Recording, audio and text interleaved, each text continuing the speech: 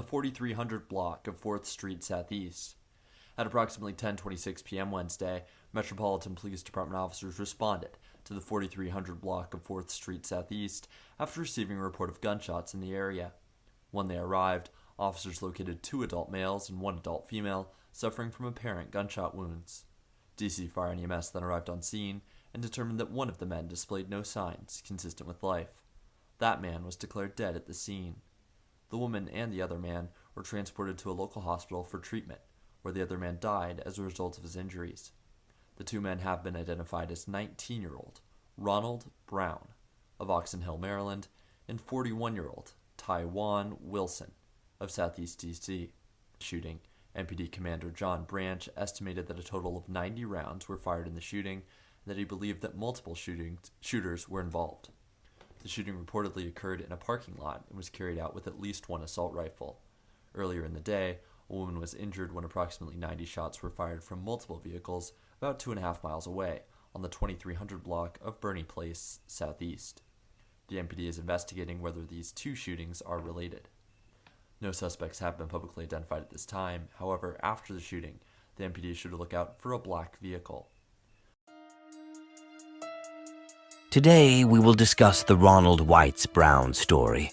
Whitez was a Fox 5 member who was locked in with members from 37th like Twin Glock and Money Set Twin, and back in the day, they would all hang together along with KP Skywalker.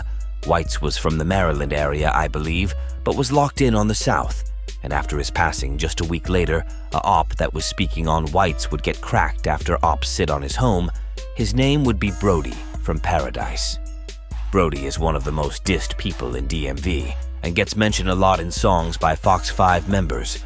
The Prince George's County Police Department is investigating a homicide after a man was shot and killed Tuesday morning. Officers responded to Sharon Road off of Old Branch Avenue in Temple Hills around 10:40 a.m. Upon arrival at the scene, officers found a man near the side of the house with gunshot wounds. The victim, identified as 23-year-old Tayon Harrod, was pronounced dead at the scene. Police are investigating the scene and attempting to develop suspect information along with a motive for the incident. If anyone has any information regarding the incident, they are asked to call at PG Crime Solvers at 1-800-66-411-TIPS or submit your tip using the P3 Tips app.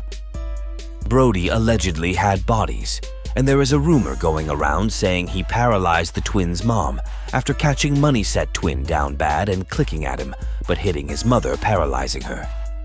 Greedy from SEAL Team 6 would post a saying, "Long live Brodie." And on Brodie birthday, baby JMO would send out this tweet saying, "Happy B-Day, Brodie, from me, and whoa being JG Wardy." Now we will get into the Whitez paperwork. The scene of the homicide is on the south side of the parking lot of 4349 4th Street. A large group of shell casings was found in the first 3 parking spaces. 53 .40 caliber shells, 13 .556 shells, and 1 unidentified shell casing were found. Further down the parking lot, police would discover 8 9mm shells and 9 .45 shell casing alongside the body of Ronald Whitez Brown. He was observed lying spine on the pavement between the 3rd and 4th vehicles parked on the south end of the parking lot. Whitez's shirt appeared to be partially removed, and his left shoe was also removed, and underneath a nearby car, his left leg was lying on top of his right leg at the ankle, and his left arm was observed to be draped across his chest, and his right arm was extended out towards his right side. His left hand was observed to be stuck within his left sleeve. Possible were observed to the back, left foot, right forearm, near the right clavicle, and the left glute of the decedent. A handgun was also recovered from underneath layers of the decedent's clothing and was collected as evidence. Multiple shell casing were around and underneath the decedent. The firearm recovered from Whitez was a Glock 27 Gen 440 caliber serial number TWH918 and with the inscription Virginia Conservation Police. Law enforcement believes the Whitez homicide was retaliation for a shooting that happened 5 days before. Whitez can be seen here on a scooter in all black. Defendant 1 can be seen in a tank top and olive-colored pants with a black hair tube for his dreads. Whitez and Defendant 1 do not interact with each other. Whitez rides off north bound to Exxon gas station behind the tobacco smoke shop and is out of view of the camera. In this photo, defendant, one can be seen getting into a silver Honda coupe and moving it in front of the tobacco shop. An individual with crutches approaches the passenger side of the Honda, a Toyota SUV pulls up, and an unknown male and defendant one appears to greet each other. Unknown male opens the trunk, and it appears they are selling food. Whitez can be seen running back from the gas station, dropping a phone, then picking it up and approaching the Toyota SUV. Defendant 1 is seen standing behind the individual on crutches, and this individual turns his head looking at Whitez. Whitez appears to say something to the individual on crutches. The individual on crutches turns away from Whitez and to the SUV. Defendant 1 turns to Whitez and appears to say something to him. The man on the crutches turns to Whitez to engage him. Whitez appears to be upset and walks off. Whitez walks off to the Exxon gas station.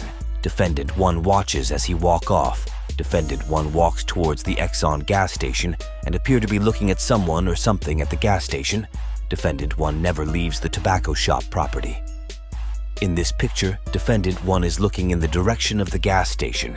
Defendant 1 is standing in front of the tobacco shop on the phone as Whitez walks into the parking lot. Whitez appear to be arguing with Defendant 1 as the man on crutches gets into the silver Honda coupe and waits for Defendant 1. Defendant 1 then gets in and drives off. The defendant then comes back and Whitez get into an altercation with him. Pictures show Whitez approaching the defendant and then getting face-to-face. July 23, 2022 at 11 a.m., the defendant sends a text saying, "Nah, OG, I had the kids. Then had a situation I got. You stuff real got out of hand yesterday while I was on family time. Niggas trying to make me come out of retirement. I apologize, business still is normal. Nigga had a shootout while I had my kids." Based on this statement, it is your affiance belief Defendant 1 did not report the shooting because he was seeking retaliation. The person who received the text then responds, "Please let me do it. We need you out here." Allegedly, he wanted to get Whitez for Defendant 1 and collect the 30,000 bounty on Whitez's head. Long live Whitez. Before his demise, he was very active and known to hop in and out that ride. After his passing, they even made a long live Whitez memorial round the Yo. In this video, Whitez can be seen Mayfair affiliate named Rex. Rex is also the same person who got for texting a Clay Terrace nigga girl.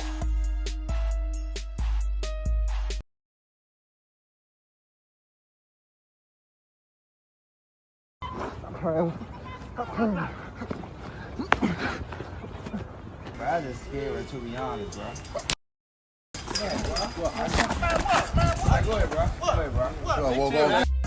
That's the end of this episode. Like, comment, subscribe. Whose story should I do? Next 500 likes for next video. Follow Stroffing DMV on Instagram. Get me to 1,000 followers.